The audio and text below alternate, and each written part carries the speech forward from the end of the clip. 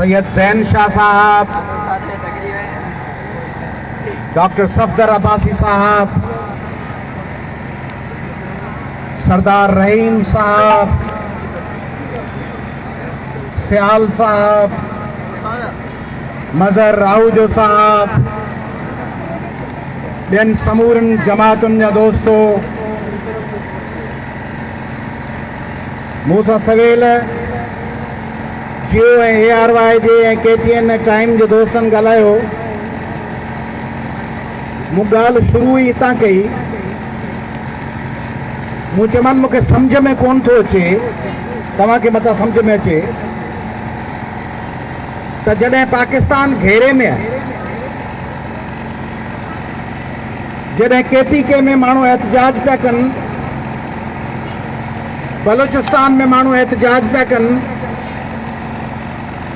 144 लॻियल आहे पंजाब जे मुख़्तलिफ़ ज़िलनि में, टकराव आहे, इस्लामाबाद में घेरा आहिनि, कॾहिं इस्लामाबाद में लाठी चार्ज आहे, कॾहिं घेरो आहे, कॾहिं घेड़ो आहे। IMF तव्हांखे ब्लैकमेल करे पंहिंजूं शर्तूं पई मञाए। कुझु वक़्तु अॻे ईरान सां टकराव हो, भारत सां टकराव आहे, वेस्टर्न मुल्क अवां सां कोन था ठहनि, अफ़गानिस्तान जी हुकूमत अवां सां कोन थी ठहे, त पोइ बाक़ी हिकिड़ो सूबो बचियो आहे जिते गड़बड़ कान्हे, जिते अमन आहे, जिते बुख जे बावजूद, जिते तकलीफ़ जे बावजूद माण्हू अञा रस्तनि ते कोन निकिता आहिनि।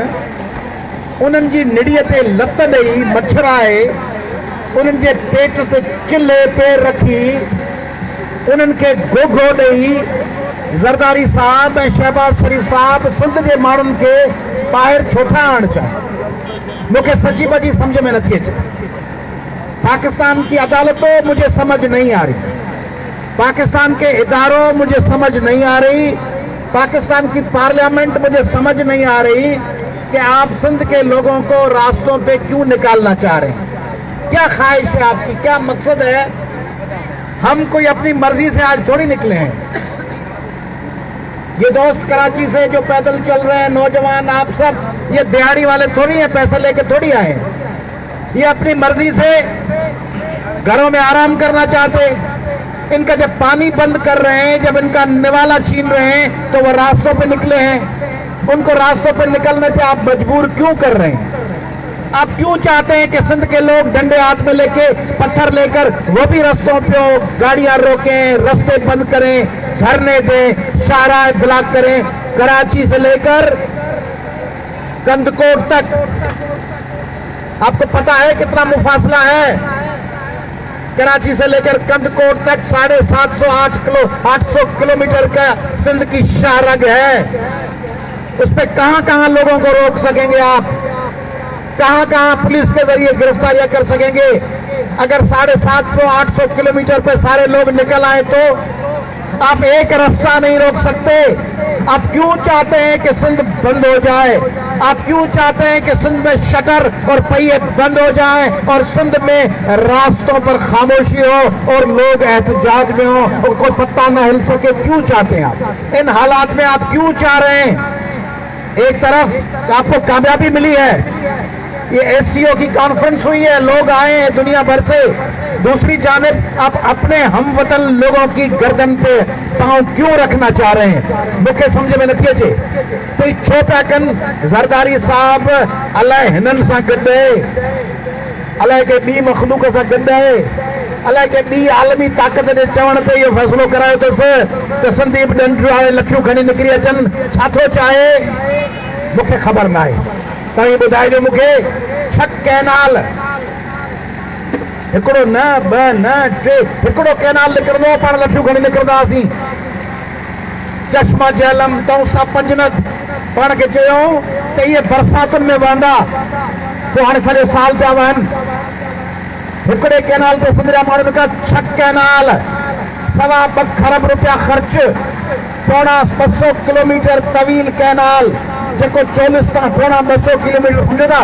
हैदराबाद खां कराची जेतिरो डिघो कैनाल, उन मां वरी ॿियूं सब्सिडरीज़, उहे केॾां पिया खणी वञनि? चोलिस्तान, चोलिस्तान में हारनि लाइ न, उहे असांजा भाउरनि मज़दूरनि लाइ न, सरकारी रिटायर्ड कामोरा MNAs, MPAs, वॾेरा ऐं हुकुमरान उन्हनि जूं उते ज़मीनूं उन्हनि खे पहिरीं वठराए, पोइ उन्हनि खे कैनाल ठाहे, पोइ उन्हनि खे पाणी पहुचाए ऐं उहो कहिड़े क़ीमत ते त सिंध तबाह थी वञे। कहिड़े क़िस्म जो ज़रदारी साहिब तूं सदर रही अहिड़ो हशर चवंदा आहिनि जाम सादिक अली हीअं कयो, फलाणे हीअं कयो, फलाणे हीअं कयो। मोहम्मद खान जूणे जो हो वज़ीर आज़म, उनजे दौर में ईअं कोन थियो। जाम सादिक अली जे दौर में ईअं कोन थियो। मुशर्रफ जे दौर में कोशिश थी पर कामयाब कोन थिया। ज़ियाउल हक़ जे दौर में ईअं कोन थियो। अयूब ऐं याहिया जे दौर में ईअं कोन थियो। नवाज़ शरीफ ऐं इमरान खान जे दौर में ईअं कोन थियो। छो ज़रदारी साहब तो ऐवान सदर में इजलास घुरायो? सिंधियुनि खे एॾो सादो सम्झो था छा त हिकिड़े पासे सदर इजलास घुराए, अंग्रेज़ी में चवंदा आहिनि गुड काप ऐं बैड काप। हिकिड़ो पुलिस वारो अची डंडा हणंदो आहे लाकअप में, कुर्ते मोटराणी रतो रत, ॿियो पुलिस वारो वरी ईंदो आहे, चवंदो आहे ॾाढो ज़ालिम आहे, ॾाढो वैशी आहे, मारे मारे हॾ गुॾ भञी छॾींदई, तंहिंजे करे सची खणी कर, मञी छॾ, मञी छॾ। मूं त खणो ई रोकियो त मां तुंहिंजे लाइ चांहि बि ठाराए वियां, मञी छॾ, मञी दो क़बूल कर, ॾाढो मारींदई। वरी उहो हलियो ईंदो आहे, वरी ॿियो अची लठ सां कुटणु शुरू कंदो आहे। ज़रदारी साहब हिकिड़े पासे पाण फ़ैसिला पियो कराए, ॿिए पासे कुझु MN अहिड़ा, कुझु MP अहिड़ा, कुझु वज़ीर अहिड़ा, कुझु करोड़पति उहे मैदान में लाहींदा, उहे चवंदा असां एहतिजाज कयो आहे, असां ॾाढो घोड़ कयो आहे। उन्हनि जो बाबो IG फ़ैसिलो करे ऐं पोइ वरी सिपाही लठ खणी चयाऊं IG सां इख़्तिलाफ़ करो खां, मूं IG खे चई छॾियो आहे बाबा ईअं न थींदो। होॾा IG वरी चए पॉलिसी हीअं थींदी, सिपाही वरी पंहिंजी लठ खणी चटी पाए, उहो जेको पाड़ेसरी मुल्क जी फिल्म में चटी पाए हलंदा आहिनि न सिपाही, चटी पाए घुमे पियो, उहो चए थो न ईअं कोन थींदो। IG हिननि जो आसिफ ज़रदारी उहो करे फ़ैसिलो, उहो चवे त कैनाल ठाहींदासीं। वरी को MNA, को MPA, को ॿियो चवंदो बाबा असां ख़त पिया लिखूं, असां ॾाढो एतिराज़ कयो आहे, असां रोकियो आहे। तव्हां हुननि सां मिलियल आहियो, तव्हांखे चयो वियो आहे त तव्हां ईअं ॻाल्हाइजो ऐं होॾां उहे कार्रवाई थी। तंहिंजे करे ज़रदारी साहब हीउ तुंहिंजो मनसूबो आहे, तूं ॼाणी वाणी नथो करे। अज़ान जो टाइम आहे ऐं अज़ान जो एहतराम था कयूं। ऐं तव्हांखे ॿुधायां थो त हिन मामले ते सिंध गॾु हूंदी, सिंध हिननि जो मुक़ाबिलो कंदी, सिंध हिननि खे दफ़ींदी, सिंध हिननि खे शिकस्त ॾींदी, हिन डैम ऐं कैनालनि जा मनसूबा रद्द कंदी। ॿुधायो रद्द कंदो कोन कंदो? ॿुधायो हिननि जा मनसूबनि खे शिकस्त ईंदी कोन ईंदी? ईंदी ऐं पाण साबित थींदासीं ऐं पाण खे शिकस्त ॾींदासीं। जीअं सिंध।